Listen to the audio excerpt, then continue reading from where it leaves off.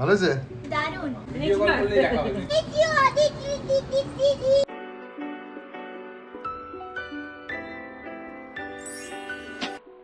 Good afternoon, সবাই কেমন আছেন? নিশ্চয়ই সবাই খুব ভালো আর সুস্থ আছেন, আর আমরাও খুব ভালো আছি। চলে এলাম আর একটা নতুন ব্লগ নিয়ে।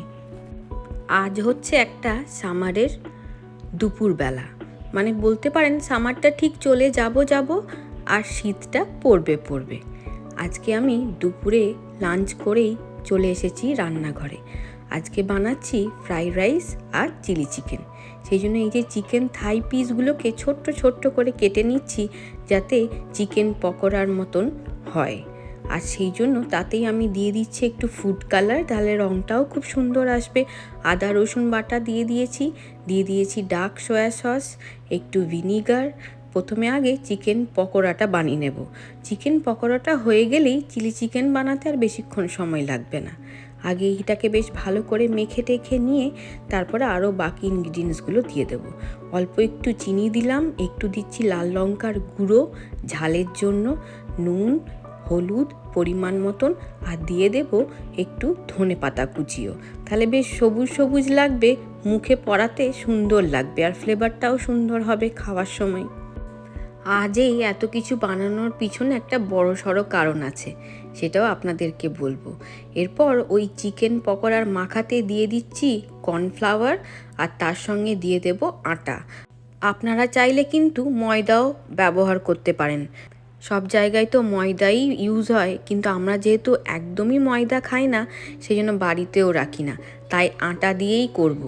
এই ময়দা দিলে বাইন্ডিংটা ভালো হয়, কিন্তু দেখুন আটাতেও ভালোই হয়েছে, এমন কিছু ছাড়া ব্যাপারটা আসেনি। এরপর তেলও আমার অলমোস্ট গরম হয়ে গেছে। তেলটা কিন্তু থাকবে মিডিয়াম ফ্লেমে। হাই ফ্লেমে থাকলে কি হবে, ওপরটা পুড়ে যাবে আর ভিতরটা ঠিক সেদ্ধ হবে না, মানে কাঁচা কাঁচা ব্যাপারটা থেকে যাবে। তাই মিডিয়াম ফ্লেমেই ভেজে নিতে হবে সব কটা চিকেন পকোড়া। এই একটা ভাজতে একটু টাইম টেকেন, আদারওয়াইজ কিন্তু চিলি চিকেন বানানোটা খুব একটা হার্ড নয়। দেখুন রঙটাও বেশ সুন্দর এসেছে না? দাঁড়ান বেশ অনেক কটা ভাজি থালা ভর্তি করে, তখন একবার দেখবেন কেমন লাগছে।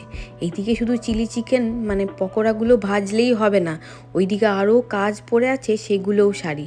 এই এক কড়াই ভাজতে দিয়ে দিই ততক্ষণে, আর বাকি যেই কাজগুলো আছে সেগুলোও সেরে ফেলি। মিডিয়াম আছে তো পুড়বেও না।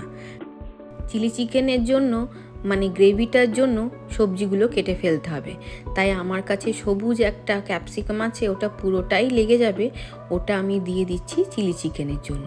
আর এইখান তো যেমন কাটতে হয় একটু বড় বড় করে, সেই রকমভাবেই কেটে নিচ্ছি ক্যাপসিকামগুলো। তাছাড়াও কেটে নিতে হবে পেঁয়াজ আর লঙ্কা কয়েকটা চিড়ে নেব। এইভাবেই কেটে নিতে হবে সব সবজিগুলো।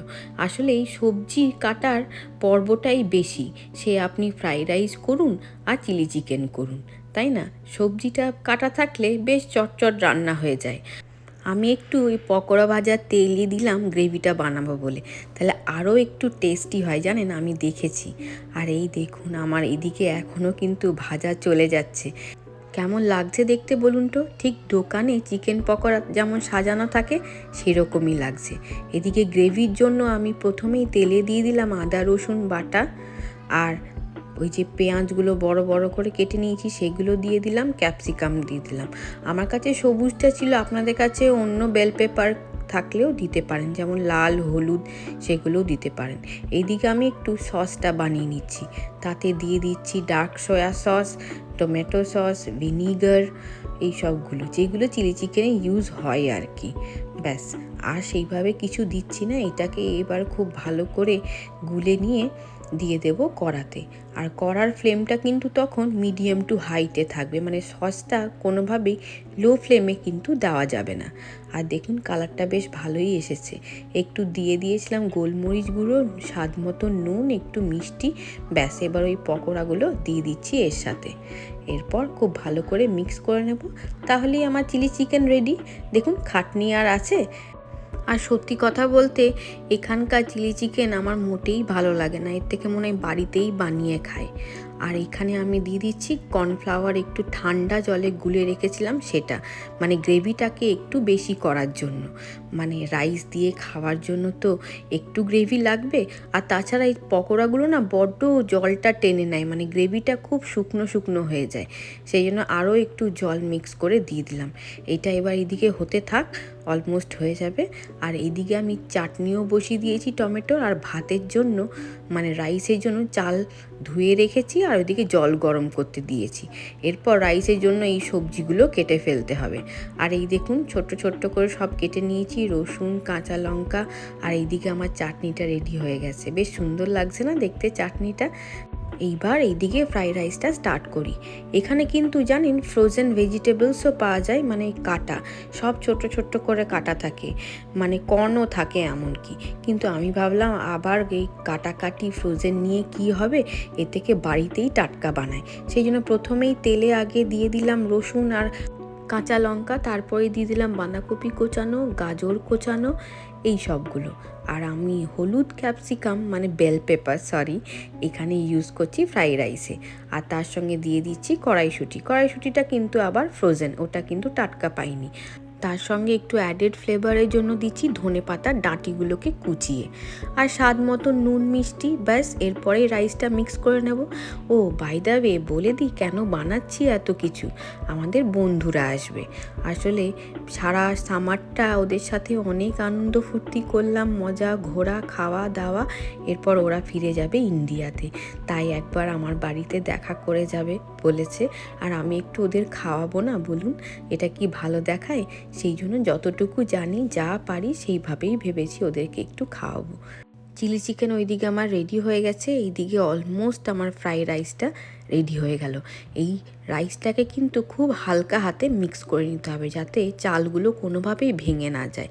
ব্যাস, ওপর থেকে ধনেপাতা দিয়ে ঢাকা দিয়ে দিলাম। ওই যে ওরা সব এসেও গেছে, বেশ ভালো লাগছে। সবচেয়ে খুশি হয়েছে নবনীতার, জানেন, প্রায় বলতে পারেন পুরো সামারটাই ওদের সাথে দেখা হয়েছে, খেলেছে। এই যে সবাই মিলে বসে পড়েছে খেলতে, ভালোই হয়েছে। ওরা একটু খেলুক, ততক্ষণ আমি টুকটাক আরও কিছু স্ন্যাক্স বানিয়ে নিই। এইদিকে আমি চিকেনগুলোকে একটু বেসন দিয়ে ওই পকোড়ার মতন করলাম, আর এইদিকে বাচ্চাদের জন্য ফ্রেঞ্চ ফ্রাইস, মানে বলতে পারেন ফ্রেঞ্চ ফ্রাই আর চিকেন নাগেটস। এদিকে আমরা বড়দের জন্য একটু চাও বানিয়ে নিলাম। তাহলে এইগুলো দিয়ে আসি। আবার কতদিন পর এদের সাথে দেখা হবে বলুন তো, হয়তো সেই আবার 1 বছর পর। তাই একবার আরও কিছু গল্পটা সেরে ফেলতে হবে এই দেখাতেই, তাই না বলুন? এই বাচ্চাদেরও দিয়ে দিচ্ছি এখানে। কি খাওয়া হচ্ছে? ফ্রেঞ্চ ফ্রাইস, আর এটা চিকেন নাকি জানি না। চিকেন নাকি? হ্যাঁ, চিকেন পকোড়া। ভালো আছে? দারুন। নমিতা গুড। এই যে যেই স্ন্যাক্সটা বানিয়েছিলাম সেটা বাচ্চা বড় সবারই পছন্দ। বাচ্চারা বেশ তৃপ্তি করে খেয়ে দিয়ে এই যে আবার এখানে খেলতে বসেছে, খুব মজা পাচ্ছে সবাই। আর সত্যি পাবে নাই বা কেন বলুন, সবাই তো বাড়িতে একা একাই থাকে, আমরাও একটু এখানে গল্প করে নিচ্ছি। বেশ অনেকক্ষণ গল্প টল্প করলাম, প্রায় এখন 9:30 মতন বাজে। তাই বাচ্চা বড় সবার মোটামুটি হয়তো খিদে পেয়েছে। আস্তে আস্তে বসে মানে খেতে খেতেও কিন্তু বেশ ভালোই গল্প হয়। একসাথে যে খাওয়া, এটাই তো বিশাল ব্যাপার বলুন। তাই একে একে সবার প্লেটে আমি একটু একটু করে প্রথমে বেড়ে দিচ্ছি, তারপরে যার যখন লাগবে আবার না হয় রিপিট করা যাবে। চিলি চিকেন আর ফ্রাইড রাইস, তার সাথে স্যালাডে আছে শসা আর পেঁয়াজ। দেখুন দেখতে কিন্তু খুব একটা খারাপ লাগছে না। দোকানের মতন হয়েছে কি না বলতে পারবো না, সেটা তো যারা খাচ্ছে তারাই রিভিউ দিতে পারবে। তবে 100% যে পিওর, মানে কোনো ভেজাল ছাড়াই বানানো হয়েছে, তাছাড়াও ফ্রেশ, সেটার তো গ্যারেন্টি আমি দিতেই পারি। সবাই দেখে মনে হচ্ছে খুব তৃপ্তি করে খাচ্ছে। ওদেরকে একটু খাইয়ে নিয়ে তারপরে আমি খেতে বসবো। বাচ্চারা ভালো করে খাচ্ছে মানে ভালোই হয়েছে। তুমি ঠিকঠাক খাচ্ছ তো অভিষেকদা? সবাই বেশ ভালো করে খেয়েছে, রিভিউও দিয়েছে ভালো হয়েছে। এরপর পালা আইসক্রিমের। বাচ্চাদের তো আগে হাত, তাদের আগে দিয়ে শান্ত করি, তারপর বড়দের দেব।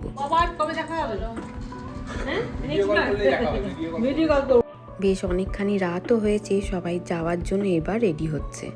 আজকে সন্ধেটা সবার খুব ভালো কাটলো, বাচ্চা বড় সবার।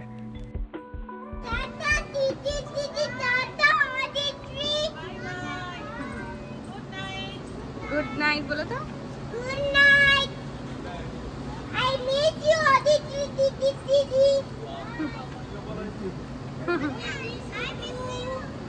চলে গেলে মনটা সবার খারাপই হয়ে যায়। তাহলে আজকের ব্লগটা এখানেই শেষ করছি। আপনারা সবাই খুব ভালো আর সুস্থ থাকবেন। আজকের ব্লগটা ভালো লেগে থাকলে প্লিজ একটা লাইক করে দেবেন।